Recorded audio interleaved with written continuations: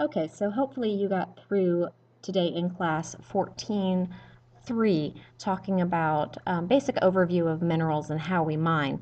And so this screencast is going to cover 14.4 and 14.5 only. So starting with 14.4, how long will supplies of non-renewable mineral resources last? So first thing to notice is that they are distributed unevenly. Most of the non-renewable mineral resources are supplied by the United States, Canada, Russia, South Africa, and Australia. One thing that's not surprising about that is that four of those five are very, very large countries. Obviously, if we looked at by landmass, per area, we might see a little bit of a different scenario. But the United States, again, has a lot of gold. We've got a lot of coal. Canada has a lot of oil in the form of oil sands. Russia has a lot of, I believe they have a lot of oil as well. South Africa, we typically think of them for diamond mining. And Australia, again, just as a huge, huge continent and its own country, by default, they have a lot of different resources. The three biggest users of those natural resources and mineral resources are the United States, Germany, and Russia. We have 8% of the world's population, but use 75% of the world's metals. Now, one thing that's important to note, though, is that there are foreign imports of certain mineral resources, and we call these strategic metal resources. And for the United States, these are things that we do not have. Either we don't have any of them or we don't have much of them, but we need them for the country's military and economic strength. And so when we look at these, manganese, cobalt, chromium, and platinum, these are all things that we do not have a substitute for.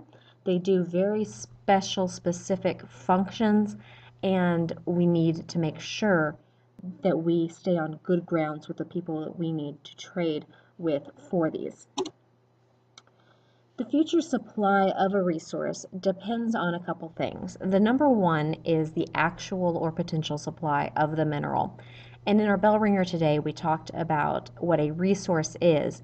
So we know that we can increase our reserves.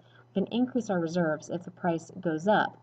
So we need to know how much is potentially out there because there is more oil to be had, there is more coal to be had, but it's going to be more difficult to extract. So our future supply not only depends on how much is really out there, but also the rate at which it is used. And so when we look at things, these are the two sides of the political argument. Well, there's more coal and there's more oil, and yes, there is, but we're also using it faster and faster. And that's one of the reasons why we've said for about 30 years now that there's 50 years of oil and gas left, is because we keep finding more because it's economically feasible to go and get the new stuff when the price increases, but the rate keeps increasing as well. So we're finding more, we're using more, and it's an endless cycle. When a resource becomes economically depleted, you have some choices. You can recycle or reuse the existing supplies. You can waste less, you can use less, you could find a substitute, or you could do without. And I think these all sort of make sense. But in the United States culture, we are not a waste less, use less, or do without kind of society. And so we either find substitutes or we learn to recycle and reuse existing supplies. And if you guys keep up with the news very much, you'll realize that copper has become so economically valuable that criminals are stealing statues from cemeteries, they're stealing sewer manhole covers, they're stealing piping from air conditioning units at the Boys and Girls Clubs. All of this because copper is so economically depleted. And so they're able to sell it to suppliers really on under the radar because it's completely illegal. But that's what happens when we start to run out of a resource, is it becomes a criminal enterprise. So what are we really talking about when we talk about running out of a resource? Because we don't just all of a sudden one day come to the point where there is no more oil. Instead, it follows more of a bell-shaped curve, and we're going to call it depletion time, a depletion curve. And this is the time it takes to use up a certain proportion, usually 80%, of the reserves of a mineral at a given rate. When we hit that 80% mark, we term the resource to be essentially depleted because it becomes so expensive to recover it that we really feel like it's for all intents, it's gone. There are disagreements among experts, though, about the assumptions about how much we have, about the usage rates, and that's where we see a lot of controversy. There's people who think that the the Alaskan Reserve has a lot of oil, and there's some people who say there's not much oil. There's people who say, well, at the rate that we use it, it's only going to last a few hundred days, and there's other people who say, well, but it's a few hundred days that we don't have to rely on Saudi Arabia, and there's a lot of disagreement, to make the story short. So if we look at some different scenarios, it'll show you why there's so much disagreement. Um, the depletion rate depends on not just how much we have, but how much we're finding. It depends on how much we're recycling, and it depends on the technologies that we have. So again, if we remember that 80% of a resource being gone means that it's become depleted. If we look at curve A, the red curve, we see that as production peaks, that 80% mark is quickly after that peak. So if we use a resource very fast and it says mine it, use it, throw it away, and there's no new discoveries of this resource, prices are going to rise and the resource will be gone very, very quickly after the production peak. Looking at B, we see that here they are recycling the resource. The reserves increase because of better technology, because of higher prices, and new discoveries. And this really is a much more common scenario because as things become more expensive, we figure out better and more efficient ways to go in and get that resource. And so we see the depletion time comes a little bit after that peak. And then with C, C is our best solution. Any of these resources is non-renewable, so we're never going to get them all back. And unless we recycle 100%, it will be depleted. Just simply looking at the fact there's more people on the earth, even if we recycled, you still have more people to split that resource amongst. So in situation C, we are going to recycle, reuse, reduce consumption, increase our reserves with mining technology, higher prices, and new discoveries. So really when we compare those two, the big difference that we see is that we're reusing and reducing. So going back to that whole 3 R's. And by doing that, we decrease the amount of pressure that we're putting on mining production. So think about recycling aluminum cans. Think about people now will go and shred cars and melt those car pieces down so that they get the metals recycled into a new product. So that severely lengthens your depletion time. And so we see that peak again, still relatively early in the lifespan of the product, but that 80% doesn't come until around here. So you have a much longer product life than if you had just mined, used, and thrown away. And this is why the disposable society doesn't work, is we run out of our resources very, very quickly, plus we're filling up all of our landfills. So what happens when a resource becomes scarce? Some of it's going to be very obvious to you as far as a common sense cause and effect. When a resource becomes scarce, obviously first thing you learned in economics is the price increases. When the price increases, people are going to go out and look for new deposits. They're going to develop better technology so that they can get at the stuff that they know is there but just can't get to economically. People are going to start mining for lower grade ores. Remember that means that the percentage of the resource you want is lower. But if the price is higher, it's worth it to go in and invest in that extra time and extra effort. People are also start searching for substitutes. Right now we've got substitutes for oil products like plastics. We're using a lot of corn to produce plastic-like substances, and that's going to be a substitute that's a renewable resource. We also start to conserve our resources much better when they are scarce. So doing things again like recycling our aluminum cans and making sure that our copper is not outside of our house so that we are not getting it ripped off. Market prices, excuse me, market prices affect supplies of non-renewable minerals. So in developed countries, governments use subsidies and tax breaks to control the supply, demand, and the price. And we keep our resources priced artificially low. If we did not have, for example, copper subsidized, then it might be too expensive to use to do the things that we really need it to do, like for wiring purposes and for telecommunication. And so developed countries are going to do a lot to make sure that our technology and our resources match up. Scarce investment in capital hinders development of new supplies of mineral resources because exploration is costly. So 1 out of every 10,000 possible deposits becomes a mine. Sometimes those mining companies can't afford to go in and spend the money to look at 10,000 different sites to just get one. And so if we're not investing capital in mining operations, we're simply not going to be finding new supplies. Not that they're not out there, but it's very hard to find them. And so some of that investment might come from private donors, some of it might come from government grants and subsidies. So your book does a little science focus pull out, and this talks about finding substitutes, really. And it's the nanotechnology revolution. Nanotechnology is those little tiny things that are going to be injected into our bloodstream to fight diseases, these little micro robots. What they do is scientists arrange atoms of abundant substances, carbon, oxygen, silicon, and they make products. And right now there's a lot of products. We hear a lot about the medical side, I think because that's very interesting. But we have over 400 products right now on the market that use nanotechnology. One of the probably most familiar to you is going to be stain resistant or wrinkle free clothes. So I know you can buy wrinkle free khaki pants. Well, how that is accomplished is by putting these little nanoparticles in there that simply won't wrinkle. And it's this new little engineering technology that, I'm not sure how they do it, but it works.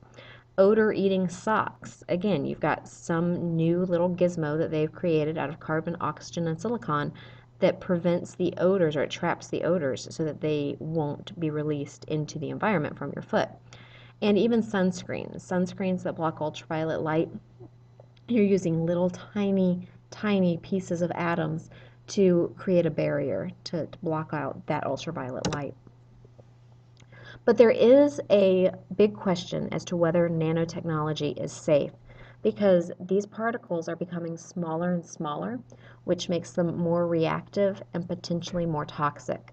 For example, they're so small that they can move across the placenta to an unborn fetus. They can move from your nasal passage if you inhale them into your brain. And currently there are over 100 food products that are packaged with untested and unapproved nanotechnology. It's a lot like the GM issue that we talked about. We're not sure if it's dangerous or if it's not dangerous, but people would probably like to know that it's untested and potentially dangerous. And the reason I've got the book there, if you guys are Michael Crichton fans, one of his last books was a book about nanotechnology gone wrong, and it's called Prey. So I liked it, thought you might be interested in it. Okay, mining law of 1872. It's come up already in lecture. The really important thing to remember about this law is that the reason why it was started is to get people moving out onto those U.S. public lands. Remember the picture of the grazing areas out west? A lot of the land out west is owned by the United States, and they really wanted to encourage people to move out west. And so when it was found that there were hard rock minerals like gold, silver, copper, zinc, nickel, and uranium, the government encouraged people to go and get it. So again, developed to encourage the settling of the West. What you had to do is you had to spend $500 on improvements to the land, and that might be doing something like building the tunnels or building a little office, something pretty simple, but it had to be considered an improvement to the land. So you did that, and then you paid $120 per year for a 20-acre site. This is incredible prices by today's standard. Until 1995, those were the prices. So land could be bought for the 1872 prices. Companies would build golf courses, lodges, hotels, housing subdivisions, and as long as they made some minimal effort to appear that they were mining, then they could get the land for this much money. So you are talking about some really, really cheap land out west. And as the West has developed more and more, that land is now worth much more. So people were buying it from the government for very cheap prices and making a killing, not even mining. In 2004, there were estimates that suggested that $285 billion worth of publicly owned mineral resources was transferred to private companies. So here's another issue is that you could come in as a company from Japan and you could spend your money under our 1872 laws and take our resources and sell them. Now remember, nothing about that 1872 law said anything about taking a bit of your earnings. So 1/5 of those private companies that were getting resources out were foreign, and that was about $57 billion that foreign companies made on U.S. public land that they were leasing every year. Another issue was this area in Crested Butte, Colorado, where they bought 155 acres for $875. The land, though, and this was because of that law of 1872, they were able to buy it for that amount of money. If they had tried to buy that land at fair market value for Crested Butte, Colorado, we're talking about in the ski resort areas, then they could have sold it for $155 million. So you are talking about some really, really crazy prices. $1 million an acre is what they should have paid for it, but instead they paid $875 to the government. So that is a big, big waste as far as from a taxpayer standpoint. We're looking at a huge loss of money. Now there are royalties though. You do have to pay the government when you take out minerals. Each year there's $4 billion in minerals removed, and the royalty paid to the government is 2.3% of the value of that mineral. So you take out $100 worth of gold, you have to pay the government $2.30. So that's how mining royalties work. But as a comparison, fossil fuel royalties, if you were to drill for oil on national land, you would have to pay 13.2%. So again, if you had $100 worth of oil that you procured, you would have to give the government $13 as opposed to just giving them $2 for the gold. And if you've got grazing cows on public land, you have to pay 14% of your earnings. So $100 and you've got to pay the government $14. So all this is a little bit strange because we think about the necessity for these products. We think about how rich the people are that are doing these things. And it just seems a little bit like mining is undervalued as far as our royalties go for the federal government. So what about mining lower grade ores? We're talking about running out of resources and we needed to find a solution. So what about going to those lower grade ores? We can increase our supply by extracting them. We know that. That increases our reserve if we take the lower grade ores. The factors that are going to limit that mining, though, are, again, the fact that if you're mining lower grade ores, you have to spend more to get it out and you have to process larger quantities. All of that costs a lot of money. You also have a problem with availability of fresh water. Mining requires a lot of water to wash out the gunk, the gang, to remove tailings. All of that is going to take water. So again, more mining, more ore, more water. And then you have the increase in the amount of land that you've disrupted. And that can be aided by something called in situ mining technology. And what they do here is they take microorganisms and they adapt them to remove specific minerals. And those microorganisms will go in and they will eat that mineral. And then you can just simply remove the microorganisms and they've already taken the gold or the copper or the silver away. And then you recover them, you kill them, and there you go. You've got now your mining done in situ. Problem is that takes a lot of time, a whole lot of time to recover your investment. To just get anything out takes a very long time because we're talking about very, very small organisms. So mining with bacteria, again, the benefits, you get the ore without disturbing the surrounding land. This little bacteria can just eat at a vein of gold without ever having to disrupt the rock. You get reduced air pollution because there's no smelting involved. The organism has gone in and procured exactly what it was supposed to without any impurities. And it's going to reduce the water pollution because we're not going to need chemicals like cyanide to release the gold. The drawback, it is very, very slow. We're talking decades instead of months to get your money for your mining. And it's only feasible when conventional mining is too expensive. So again, we're not going to do this in places where we can see the gold. We're going to go in and we're still going to pick the gold out. We're going to break down the rocks. We're going to wash them in cyanide, and we're going to remove the ore. But if we're not able to get to it, then this might be a beneficial thing from an economic standpoint. How about getting stuff out of the ocean? That's another thing. We know that there are a lot of minerals dissolved in the ocean in very low concentrations. There's also deposits of minerals in the sediments along the continental shelf and near the shorelines. There's additionally a lot of very unique minerals that are deposited near hydrothermal vents, and we have metals on the ocean floor. Manganese, one of our strategic resources, is found in big nodules on the ocean floor. Some of our big concerns, though, are that we know less about the ocean than we know about outer space. And so there is a big question about what effect this would have on aquatic life. We worry about the environmental impact. Again, like the fisheries, we have no idea who owns the sea. So if we're all out there looking for manganese nodules, we're probably going to run into some opposition. And it's expensive. Mining on land is easy. We live on the land. Mining in the ocean requires extra technology. It requires the boats. It requires the fossil fuels to even get out there before we start. And then we've got entirely new technology that has to be developed to get that far down below.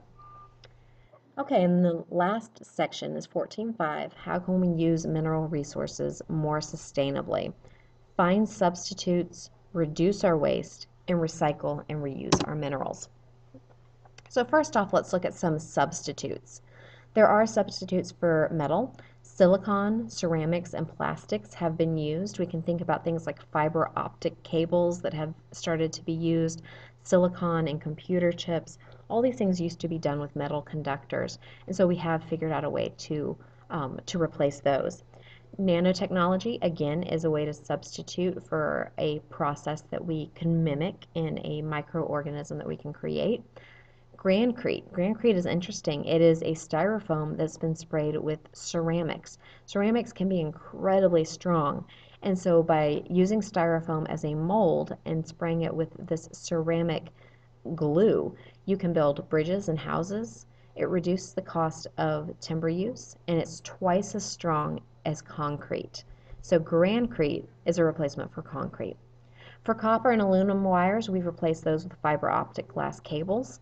And for metal, we've replaced metal with high-strength plastics. Think about bulletproof vests. They used to be made out of metal, but now they're made out of plastic.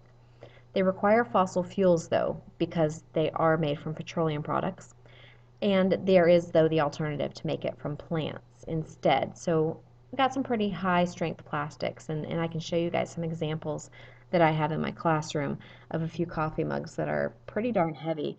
And you can see how you could make a corn plastic be strong enough to stand up like high-strength plastics do.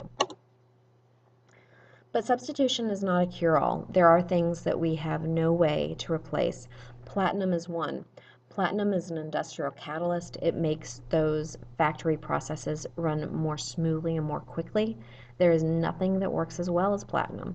So even if we found something else that was good, it wouldn't be a perfect substitution. It would still slow down our efficiencies and decrease our economies of scale.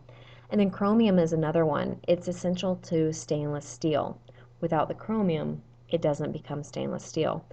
And here it becomes incredibly important to think about the medical profession and how much we rely on stainless steel and the fact that we can clean and sterilize instrumentation. If it weren't for chromium, we wouldn't be able to do that. So obviously, solutions are to reduce, reuse, and recycle. And we can use things more sustainably, decrease our waste of mineral resources. There is a program, and your book talked about it, at the 3M company. That 3M stands for Minnesota Mining and Manufacturing Company, and their program is called Pollution Prevention Pays, so the 3P program at 3M.